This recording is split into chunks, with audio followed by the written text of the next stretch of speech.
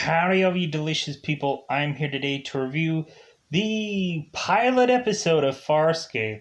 So, you could watch this show, of course, via Amazon. If you have an Amazon Prime account, you should probably be able to see this entire show. It's an entirety, if that's what you ultimately want to do.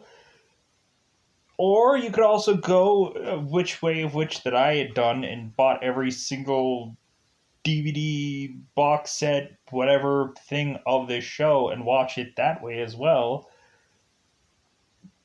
Going into here, it's kind of interesting how I stumbled upon this show. It was one of those where, I had just been just kind of wanting to try and find something to watch. And so I think there had been one time where I was kind of watching just sci-fi. I was watching anything that was on the Sci-Fi Network when sci-fi wasn't SYFY. Way before that, I started watching just late at night the Sci-Fi Network like every single day of the week. And then I just stumbled upon this show and I was like, all right, well, what is this show about? And then I found out it was kind of a Jim Henson's project. And so I was like, you know what, this is kind of interesting. Let's see what this is about. And so, reasonably, I went into this show and I was kind of blown away by the visuals because everything about it was so vastly different than anything else that I've ever seen in my life. And so every once in a while, I would just through wild or random times of TV, I would just stumble upon this show again and through reruns or something like that, through some show or channel somewhere, and just watch it again.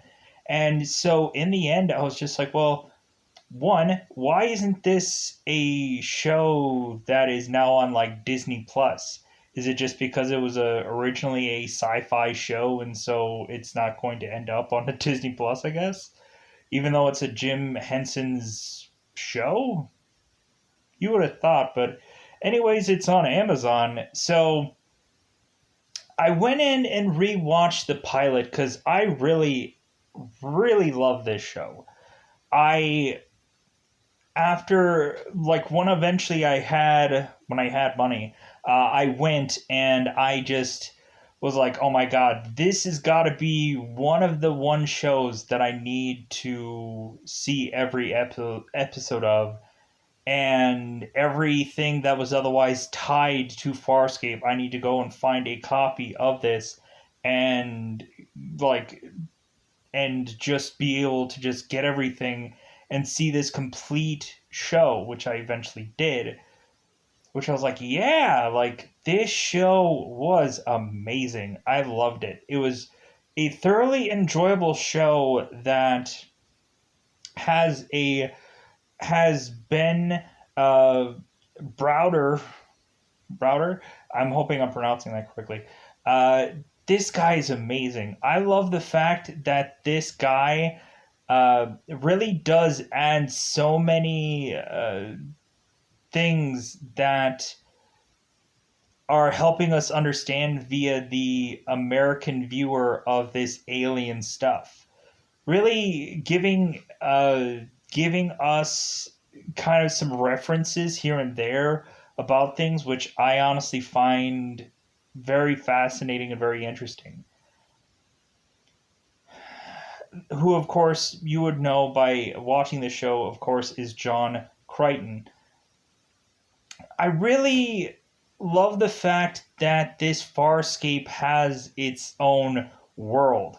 There's just a bunch of different kind of species in every single episode. You have to find out, oh, well, yeah, these characters look like humans, but they're not actually humans. They're so and so kind of people, and Crichton is a human, and he's different, and and so on and so forth. So we go on here, and the thing that I like about the show is eventually when we get to know about the ship.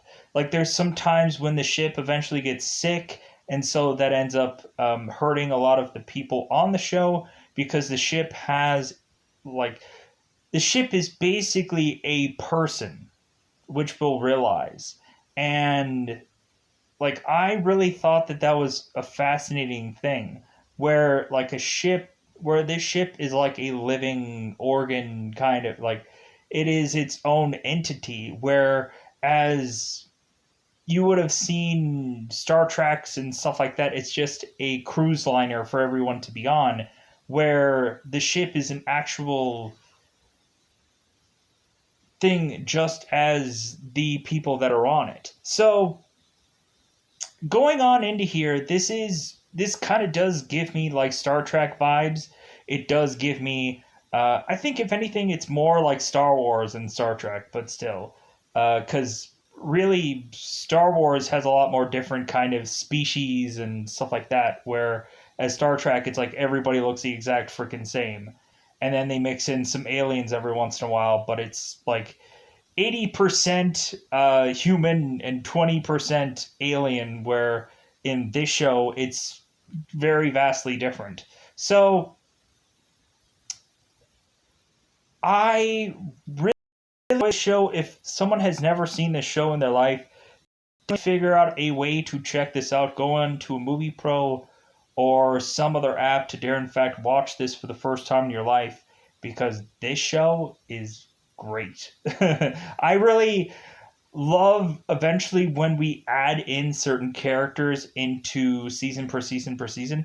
There are some characters that stood out for me that I thoroughly got enthralled in, and especially I think Gianna, when eventually she gets added onto this cast, like that was a real legitimate moment for me. It was like, yeah, I like this girl. I like this character. Um, and it doesn't help that she's also seemingly very seductive as well. So, yeah, just me kind of gushing about the show. I think before on my previous channel, I just kind of did a kind of a series review, and I just kind of easily talked about all this. So, that since we're doing this now, I think I'm probably going to delete that and that because that is just kind of turned into a gaming channel now. So we are going to talk about the pilot episode. Let's go into spoilers about this, or let's even talk about it very cryptically at first. So we have it to where there is a human that is going into space and trying to put together wormhole technology. He eventually does succeed to do this wormhole technology. It's kind of like the Mark Wahlberg Planet of the Apes Tim Burton film where Mark Wahlberg goes and creates this wormhole to find out that he is going back to an Earth that is infested with apes. But with this, we end up having Crichton going into a wormhole to eventually be sucked into a ship of aliens that are all prisoners that have escaped from somewhere. And we eventually have Crichton eventually going and being inserted with a translator, which I was like, oh my god, this is like great. So it's not. So if this person doesn't speak any of these alien languages, it doesn't matter because eventually he is going to have an inserted thing that can help him hear and understand what everyone is saying. That I thought was the most groundbreaking thing. That I was like, oh my god! So somebody doesn't have to learn Klingon or whatever the heck language that they speak in the show. They just have a translator already. So we have that. We eventually have also Crace, who is seemingly the villain of this show. I would say that because there are also a number of villains with the show. We have Scorpion, who eventually will come into the show and will be the main big bad guy. And eventually will have a interesting, like, man, the Scorpion and Crichton stories are just brilliant. Having Scorpion be such a villainous character, but then eventually burrowing his way into Crichton's mind, it was just a fascinating thing to watch. But we're talking about the very first episode. It's still early still. So going on into here, have we have it to where reasonably Aaron Sun is going to have to make a decision that will affect this show for the rest of our lives. Really, because Aaron Sun has been consistently with Christ and or Christ. I'm probably gonna ill pronounce that. So I think I want to say it's Crace, and I could be saying that wrong. So Aaron uh, had been with the people of Crace because that is her race. That, like, they're bred to basically have a certain way of living their lives. It's like you go into their military, you find a man, you mate, and then you eventually die in war, or you live to be an old person and then you die. Like, so Erin eventually is getting a wrench being thrown into her entire life when eventually she speaks up for someone, and that ends up almost exiling her. So, kind of a prison on the run situation. But if anything, let's get into spoilers about this episode. Let's really go and talk about this entire episode because reasonably, yeah, I spent so much time talking about it cryptically. So, yeah, spoiler time coming on. I really love this show. So if you don't, then that's okay. But anyways, let's go into spoiler time. Spoiler time. It's about that time again to spoil this show. So this is one of these shows where the last thing that I wanted to say is this show is the one show where I actually, when it originally ran, I tried to catch every episode when it originally ran on Sci-Fi. And that is severely rare for me because a lot of times I did not care. There were a couple of shows that I tried to really catch on Sci-Fi when it was before it was SYFY, and like Being Human was one of those. The American version, Farscape was one of those, and I think that was almost kind of it. There might have been one here or there, but I guess I just saw Stargate just because I just wanted to know what the heck the fascination was. So let's go into spoiler time. Spoiler time. It's about that time again to spoil this episode. So we have John Crichton who is going into outer space. He's getting prepped via his coworkers. We have Jack Crichton, who is John's father, kind of giving him a going away present because he is going away for basically forever, reasonably. And we have it to where Crichton is talking to one of his old buddies and mentioning how he has this really queasy or really strange feeling kind of going along with him where he had to be in quarantine, but he broke out of quarantine, and because he really needed to just kind of like he was bugging out, like he was really stressing about this event because he feels like this event is going to be the biggest thing in his life, the biggest change.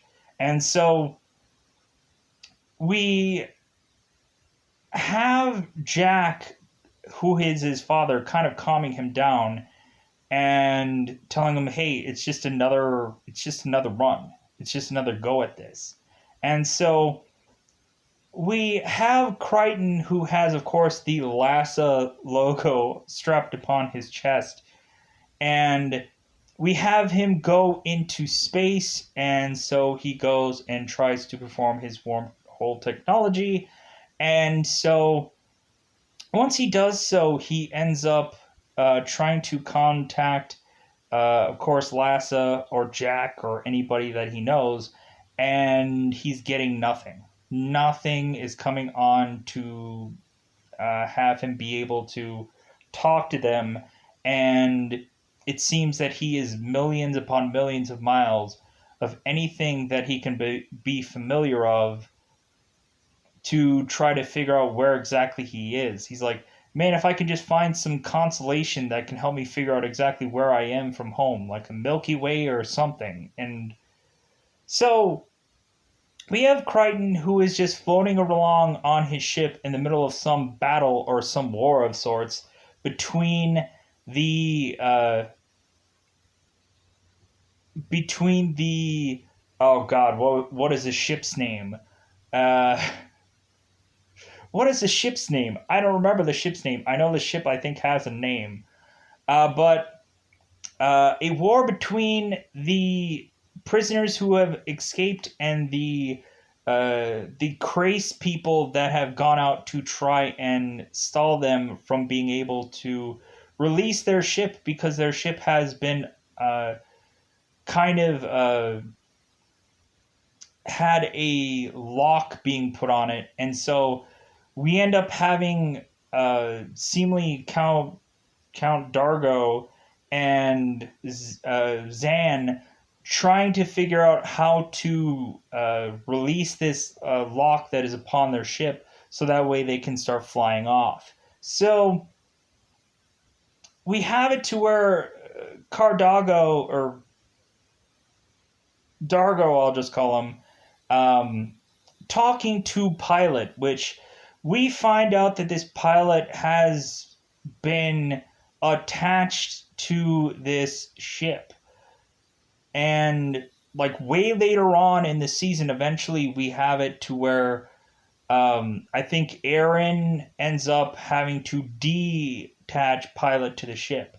And because sometimes if you are to detach a pilot from a ship, either the ship or the pilot could end up dying afterwards. And so you have it to where Dargo and San are trying to figure out how to detach this locking mechanism on their ship so that way they can escape. And eventually, Dargo keeps ending up pulling out so many wires that eventually the lock ends up coming off. So while that is going on, we have John, who is tractor beamed into this ship. And so we eventually have Dargo grabbing Crichton to ask if there is anything on his ship that could benefit them and be able to help them get away. And John doesn't quite understand because he doesn't have a great transmitter, which eventually he does get infused into his foot. But we have it to where John just doesn't really quite understand what's all going on. He's very confused and baffled and whatever. And so we end up having eventually where Dargo just kind of chucks John away to eventually just try to figure out how they can escape. Eventually we have it to where Dargo mentions to Starburst, which is basically their warping mechanism, or their warping mechanism to speed off. So eventually the pilot says, okay, we'll Starburst, and so they shoot off, and we have it to where Crace ends up finding out via some footage somewhere that John Crichton's ship had hit Crace's brother's ship and made Crace's brother's ship malfunction and and ended up crashing and exploding and dying, which of course caused Grace's brother to die. And so we have it to where Grace is like, oh my god, I am on a mission to try and find whoever this is and kill him because he had technically killed my brother. It was an accident, but Grace will never see it that way. Grace will see it as, this guy killed my brother, I am going to kill him, and so on and so forth. So we have it to where we have Rigel, who is a guy that is seeing everything as a valuable commodity. Every little thing he is going to steal from someone if it benefits him. That is the thing that I like about Rigel, but that is also the thing that I also like. There's a love and hate thing going on with Rigel, where I'm always concerned within the show that he is going to steal something that he should not have, and it's going to blow up in his face.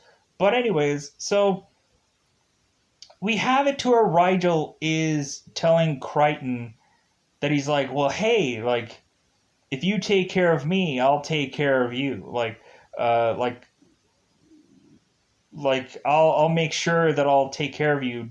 Like, Rigel is trying to earn some points with the new people, but eventually we'll find out how underhanded he really is.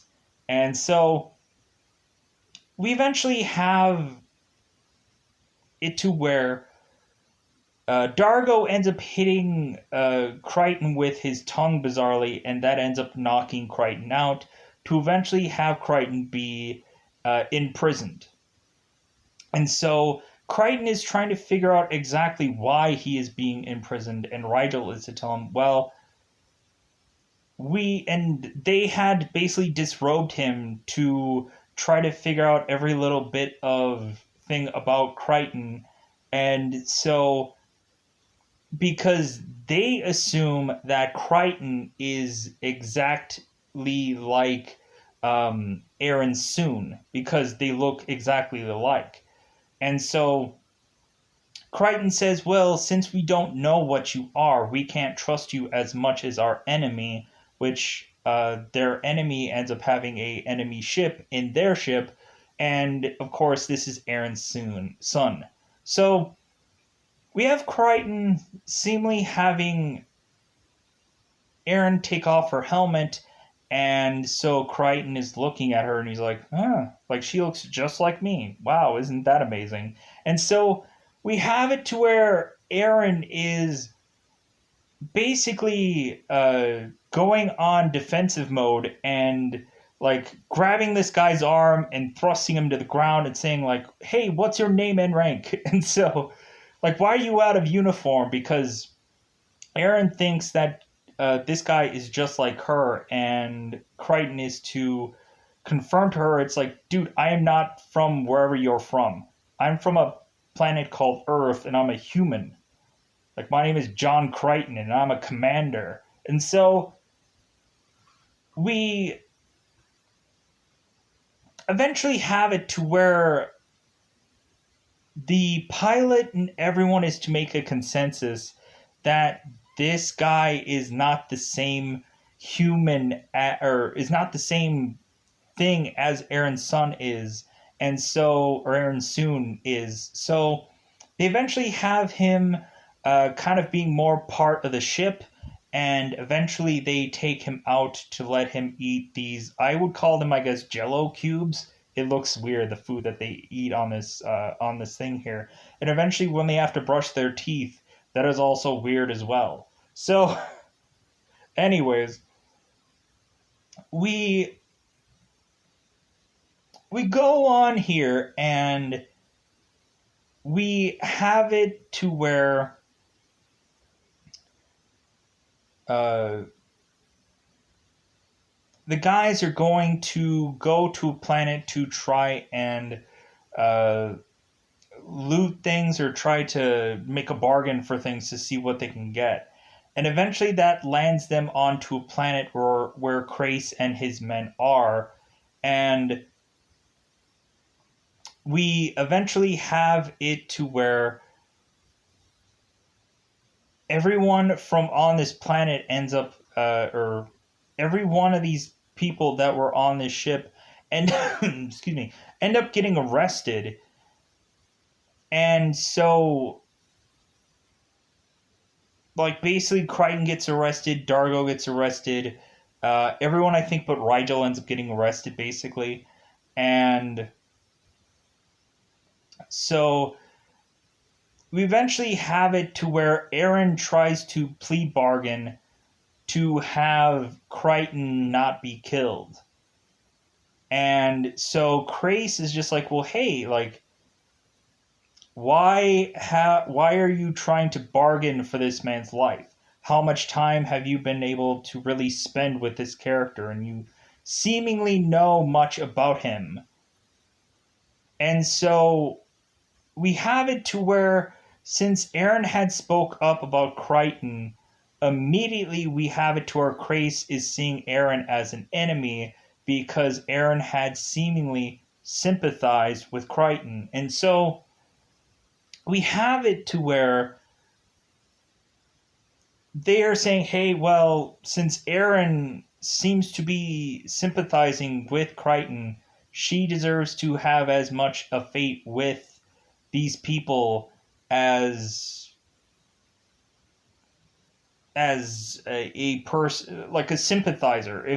If she's a sympathizer with them, she deserves to die. So we push on to have them going into either prison or going to die, because it seems that's what Aaron's fate is. And so while they are to go off to eventually go to prison, we have Crichton going and getting a weapon from off of these jailers, and we then see that this weapon bizarrely has these yellow balls that end up coming out of them, and they're bizarrely like ricocheting off of everywhere. And so Crichton says that like, get onto the ground or I'm gonna fire you with these yellow balls that come out of this gun. Because Crichton has no clue what any of this stuff is. He doesn't really understand this weaponry at all. And so eventually they get the keys from off of the jailers, and so we have it to where they are kind of haggling about who is going to unlock who. And Aaron does not want to really escape or go with them because she doesn't feel it's right. And so we eventually have it to where Crichton has the keys and Dargo is like, dude, I'm just going to run off now. Like, I'm not going to trust you to unlock me. And so Crichton says, well, we have to eventually unlock one another. Like, realize this, rationalize this, that we need to be able to work together, or Dargo is just going to be running around with handcuffs on, and how is he going to be able to explain that? So Crichton gets Dargo's handcuffs off, and Dargo is kind of holding the gun off for these guys. And so eventually they unlock themselves, and they run off to eventually get back upon the ship, where they are now going to have to figure out how to exactly be able to now get away from Krace's ship that is taking off to try and intercept these people. Eventually, before we had a starburst, and now they cannot do that yet again. There is not enough energy for the ship to be able to perform yet another starburst.